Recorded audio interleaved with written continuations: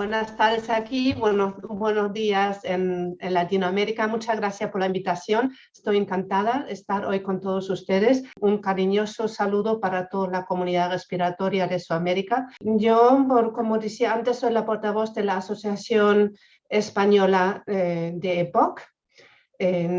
Aquí en España nosotros representamos a más de 3 millones de pacientes con EPOC y me gustaría compartir hoy con todos vosotros qué es lo que estamos haciendo y también algunos datos cómo está la EPOC actualmente en España. He intentado sintetizar las cifras en lo más importante, en lo que realmente nos importa hoy en el día que estamos conmemorando lo que es el día de la EPOC. Y empiezo con la prevalencia. La prevalencia en España es altísima, altísima. Está en un 11,8%. Es decir, de los 47 millones de personas que viven en España, un total de casi 3.200.000 personas tienen el EPOC en España. Se calcula que anualmente hay más o menos 65.000 casos nuevos de EPOC, pero el problema no solo es ese. El problema es el grandísimo infradiagnóstico que nosotros tenemos, sobre todo en España. Cuando os hablo de un infradiagnóstico de casi del 75%, os estoy hablando de que de cada 4 personas que realmente tiene EPOC, solo uno está diagnosticado y esto es un grandísimo problema para la salud pública y para toda la sociedad. Y por ello nosotros desde la asociación APEPOC no nos centramos solamente en lo que son nuestros socios, sino nos dirigimos con todas nuestras estrategias y nuestra hoja de ruta, nos dirigimos a toda la sociedad entera, porque lo que realmente nos preocupa es este gran infradiagnóstico que nosotros tenemos. ¿Por qué? Me vais a preguntar por qué hay tanto infradiagnóstico. Bueno, pues infradiagnóstico sobre todo pasa porque en atención primaria, en nuestros ambulatorios y demás, no se están haciendo suficientes espirometrías. La espirometría es una prueba que es no tan difícil, pero sí implica de alguna forma que el paciente tenga que participar. Y al médico le cuesta hacer una espirometría. No tenemos demasiado tiempo para indagar más en este tema, pero en otro momento sí me gustaría explicaros un poco por qué realmente no se están haciendo las espirometrías, pero para nosotros sí que es un tema que queremos insistir mucho más desde la asociación y sobre todo implicar también a los diferentes stakeholders, a los otros grupos de interés para que nos ayuden al respecto. Quiero compartir con vosotros también otro concepto muy importante que pocas veces se menciona y posiblemente mucha gente ni siquiera lo saben, que no solamente hay infradiagnóstico, sino también hay sobrediagnóstico. ¿Y qué quiere decir esto de sobrediagnóstico? Quiere decir que el médico diagnostica la EPOC cuando realmente el paciente no tiene EPOC. Puede ser que tenga asma, que no tenga EPOC, o que tenga alguna otra enfermedad respiratoria, pero que realmente no se ha diagnosticado correctamente. ¿Por qué no se ha diagnosticado correctamente? Pues nuevamente porque no se ha hecho una espirometría confirmatoria. Eso es un tema muy importante y según la evidencia científica, en España podemos hablar de un sobrediagnóstico entre el 43 y el 64%. Las cifras no están muy claras, por eso hay un rango bastante amplio, pero impresionante. Y otro dato más que me gustaría compartir con vosotros y creo que es interesante, que es importante saberlo, que la EPOC, como os dije antes, es un problema de salud pública, es un problema para los pacientes, es un problema para los familiares, es un problema para la sociedad, pero también es un problema para todo el país entero, porque para daros algún dato de España, en España la EPOC supone un coste total que supera a más de 1.000 millones de euros al año. En este caso sí, sumamos los costes directos e indirectos. La mayoría de los costes, evidentemente, se producen a través de lo que son las agudizaciones o exacerbaciones, como nosotros los llamamos.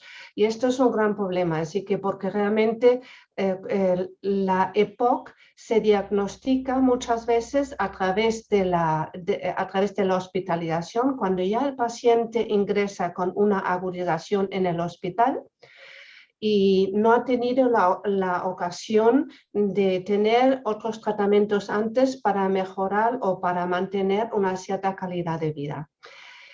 Cuando hablamos de 1.000 millones de euros, esto supone un coste medio anual por paciente de EPOC de 3.700 euros, siempre teniendo en cuenta el gran infradiagnóstico que nosotros tenemos.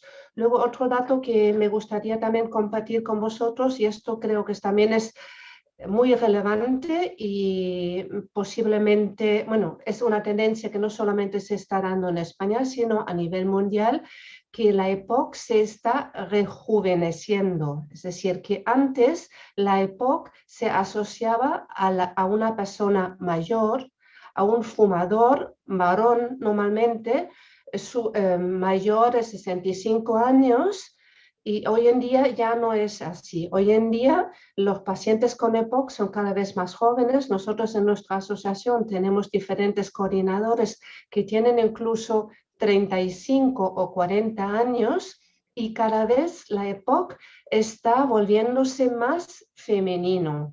En los últimos 10 años en España se ha incrementado el porcentaje de mujeres con EPOC en un 70%. Eso es un dato también muy relevante.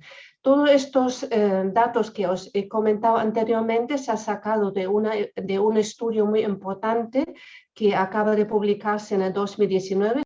Es el EPISCAN-2. El EPISCAN-2 es un estudio que se publicó en el 2019. Durante 10 años se hizo una recopilación epidemiológica en más de 100 hospitales públicos universitarios en España. Se trabajó este estudio con 10.200 participantes, tanto hombres como mujeres, por supuesto, en todas las 17 comunidades autónomas que tenemos en España.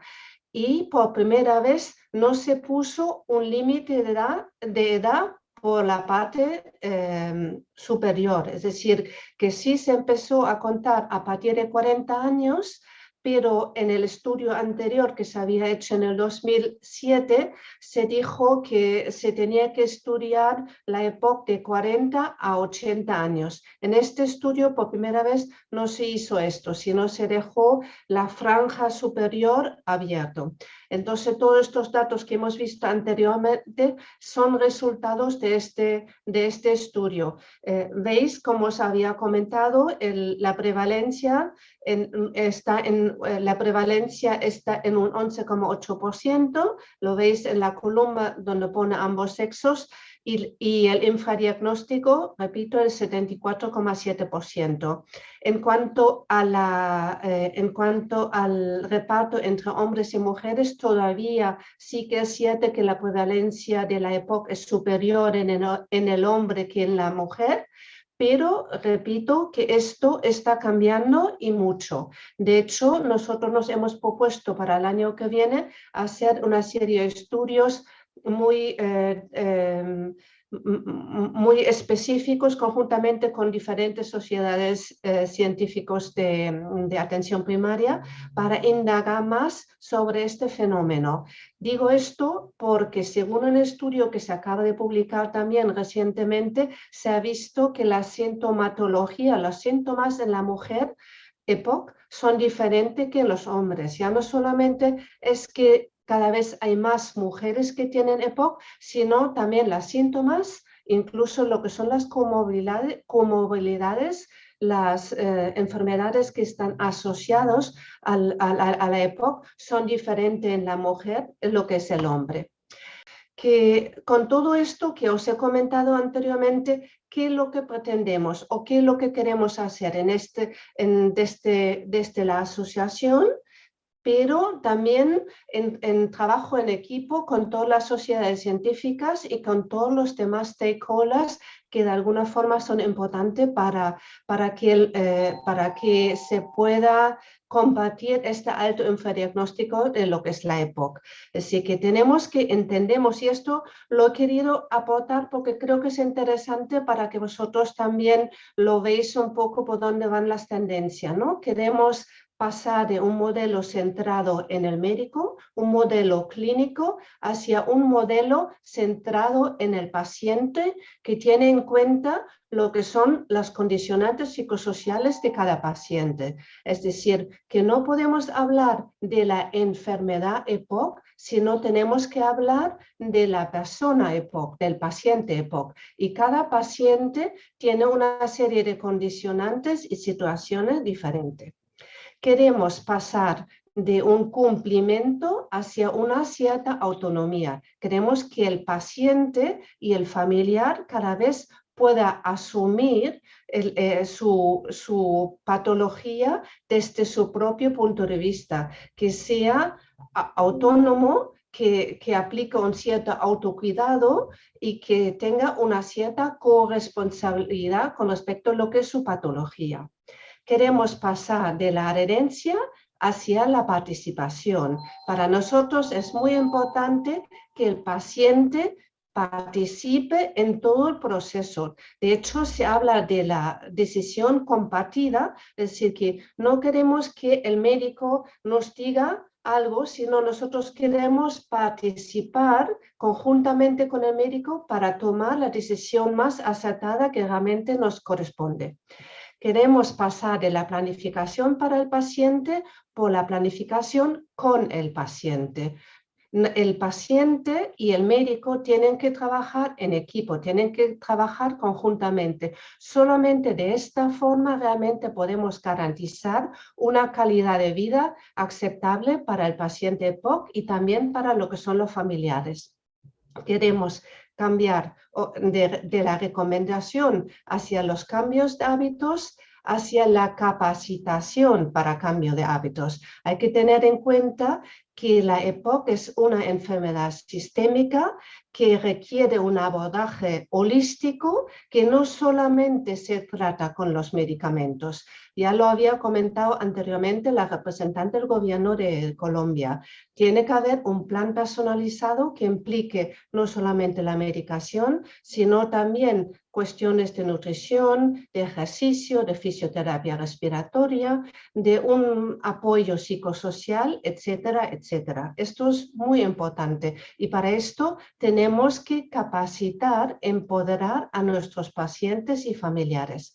Queremos un paciente activo, no queremos el rol pasivo de antaño. El paciente hoy en día tiene que formar parte de todo lo que se está haciendo. Solamente de esta forma realmente podemos garantizar esta calidad de vida. Queremos pasar de una dependencia hacia una independencia. El paciente tiene que tener su cierta independencia para poder asumir su patología y poder convivir con su patología. Las necesidades definidas por el médico tienen que pasar por unas necesidades definidas por el paciente. Como os dije antes, no es la enfermera que se tiene que tratar, se tiene que tratar el paciente conjuntamente con sus condicionantes. No es lo mismo un paciente que viva solo como un paciente que viva acompañado. No es lo mismo un hombre que una mujer. No es lo mismo una persona joven que una persona mayor. No es lo mismo una persona que fume como una persona que no fuma. No es lo mismo una persona que tenga una serie o que tenga una cierta estabilidad económica como una persona que no lo tenga. Todo esto hay que tenerlo en cuenta. Por esto, nuestra misión dentro de lo que es la Asociación de Pacientes con EPOC en España es no solamente escuchar a nuestros pacientes, informarles, darles la educación que necesiten, sino sobre todo intentar que participen en todos los aspectos y que sean tratados como iguales. El paciente tiene que tener el mismo nivel de lo que pueda tener el médico, simplemente tiene un rol diferente. Y las obligaciones que hemos asumido son, como os dije antes, sensibilizar a la sociedad y los legisladores. No solamente nos debemos a nuestros pacientes, nos debemos a toda la sociedad en su conjunto, sobre todo teniendo en cuenta la alta prevalencia y el gran infradiagnóstico. Tenemos que visibilizar la patología, involucrar a los prescriptores y otros agentes sociales, todos los agentes sociales, informar sobre las necesidades insatisfechas de nuestros pacientes. Esto también es algo que muchas veces nos olvidamos, que no solamente el paciente necesita medicación, el paciente necesita mucho más. Por ejemplo, el tema de la fisioterapia respiratoria es muy importante y lo hemos visto sobre todo ahora con el tema de la COVID. Y comprometer a los pacientes con el autocuidado y con la corresponsabilidad, como ya os comenté anteriormente. Simplemente deciros que tenemos un compromiso muy claro también con lo que son los ODS, no vamos a entrar porque no tenemos mucho tiempo, seguramente se pueda compartir todas estas transparencias con todos vosotros, por lo tanto lo podéis ver, pero para nosotros es importante también trabajar con los Objetivos de Desarrollo Sostenible, que evidentemente la situación de nuestros pacientes de POC ha cambiado durante la pandemia y nosotros hemos hecho un estudio conjuntamente con la Sociedad Científica de Neumología para ver realmente qué es lo que ha pasado en la pandemia. Os invito a leer este estudio en nuestra página web, lo podéis descargar de forma gratuita, está colgado en la propia página web. Simplemente deciros que realmente la pandemia ha tenido un impacto muy relevante para nuestros pacientes, no solamente con respecto a lo que es su estado de salud, sino también con respecto a lo que es la asistencia sanitaria. Aquí tenéis algunas cifras, entiendo que no tenemos tiempo para entrar más en este tema, por eso os invito a verlo en la página web. Simplemente deciros también a través de este estudio, lógicamente también sacamos unas recomendaciones, que estas recomendaciones también están reflejadas en el propio estudio y también en esta transparencia que os estoy presentando aquí y seguramente se va a poder compartir con todos vosotros. Puesto, muchas gracias. Veis allí nuestra página web, appoc.es. También tenemos Facebook, por supuesto, Twitter, Instagram y ¿qué más? Instagram y Facebook, lo que había comentado anteriormente. Estamos encantados de tener contacto con todos vosotros, así que nos podéis escribir o poneros en contacto conmigo mismo y encantada de contestaros cualquier inquietud que tenéis.